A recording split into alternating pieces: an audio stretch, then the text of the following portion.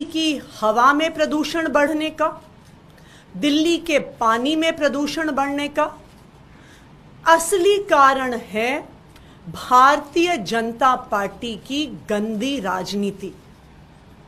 सब दिल्ली वालों को पता है कि सर्दी के मौसम में दिल्ली का पोल्यूशन का लेवल बढ़ने का एक महत्वपूर्ण कारण है पराली का जलना। एक तरफ आम आदमी पार्टी की पंजाब सरकार है जिसने लगातार 2 साल के प्रयासों से पराली जलने की घटनाओं को कम किया है। केंद्र सरकार के ही आंकड़े ये बताते हैं कि आम आदमी पार्टी की सरकार पंजाब बनने से पहले 2021 में 71,300 फार्म फायर्स के स्टबल बर्निंग के इंसिडेंट्स पंजाब में हुए, लेकिन आम आदमी पार्टी की पंजाब सरकार के प्रयास से वो 50% रिड्यूस हो गए 2023 तक, जब लास्ट ईयर मात्र 36,600 फार्म फायर्स यानी स्टबल बर्निंग पराली जलना आधा हो गया आम आदमी पार्टी की सरकार बनने के बाद।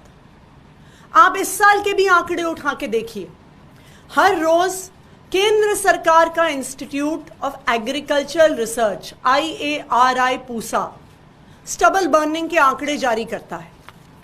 अगर आप उन आंकड़ों को देखने जाएंगे तो 1 अक्टूबर और 15 अक्टूबर के बीच में पंजाब में 2023 में 1105 फार्म फायर्स हुई थी।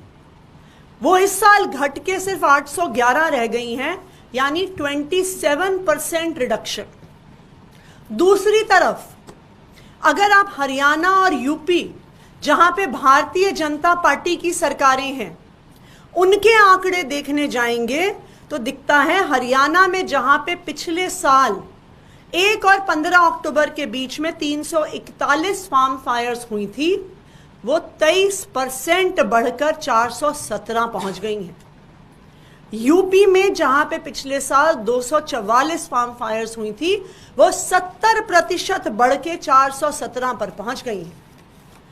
यानी भारतीय जनता पार्टी की गंदी राजनीति बिल्कुल साफ है।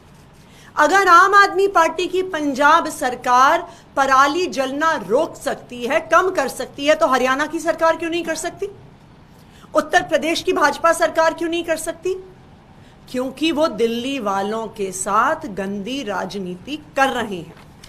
ना सिर्फ इतना, आज सुबह मैं आनंद विहार बस अड्डे गई, क्योंकि आनंद विहार बस अड्डे में कहा जाता है कि उस इलाके में सबसे ज्यादा प्रदूषण होता है। अगर आप आनंद विहार बस अड्डे पे दिल्ली की बसें देखिए, सारी CNG बसेस और सारी इलेक्ट्रिक बसेस हैं। दिल्ली में आज एक भी डीजल बस नहीं है। 2000 से ज्यादा इलेक्ट्रिक बसेस की फ्लीट अब दिल्ली में आ गई है। दूसरी तरफ उत्तर प्रदेश और हरियाणा, जहां से इंटर स्टेट बसेस दिल्ली आती हैं, जहां पे दिल्ली के बॉर्डर पर अनेकों बस स्टैंड्स हैं, उनकी 100% बसें आज भी डीजल बसेस हैं।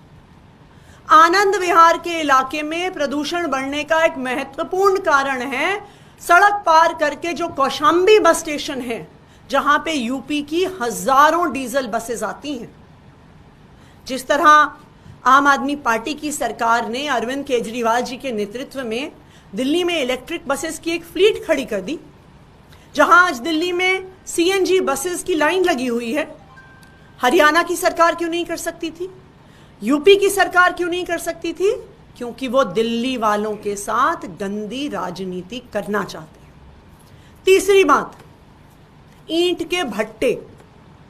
ईंट के भट्टे लगातार प्रदूषण का स्तर बढ़ा रहे हैं। दिल्ली के अंदर एक भी ईंट का भट्टा आपको नहीं मिलेगा, लेकिन NCR के एरिया में अगर आप जाइएगा तो हरियाणा में, यूपी में 3,800 ईंट के भट्टे हैं, जिनसे लगातार दिल्ली का और आसपास के इलाकों का प्रदूषण बढ़ रहा है। जो ईंट के भट्टों से पोल्यूशन आता है वो ये थोड़ी देखता है कि जी अब दिल्ली का बॉर्डर आ गया, अब यहां पे प्रदूषण रुक जाएगा।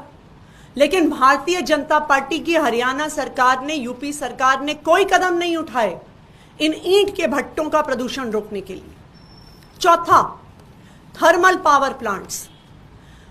अरविंद केजरीवाल जी के नेतृत्व में दिल्ली में प्रदूषण कम करने के लिए सारे थर्मल पावर प्लांट्स बंद कर दिए गए, लेकिन यूपी में और हरियाणा में भारतीय जनता पार्टी गंदी राजनीति करने के लिए एनसीआर के इलाके में 9 highly polluting thermal power plants चलाती। क्यों? क्योंकि वो दिल्ली के लोगों को परेशान करना चाहते हैं। जिस तरह हवा में, उसी तरह पानी में भारतीय जनता पार्टी के नेता कालिंदी कुंज पर जाके फोटो खिंचा रहे हैं कि झाग बन रही है, पर वो आपको उसकी सच्चाई नहीं बता रही है। कुसुम होटल,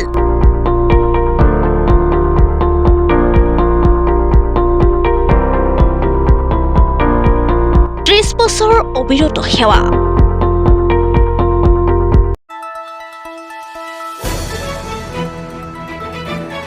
দ্য নিউজলেণ্ডছ, অবিৰত তথ্যানুসন্ধান, আপোনাৰ সেৱাত খবৰ সন্ধান। দ্য নিউজলেণ্ড।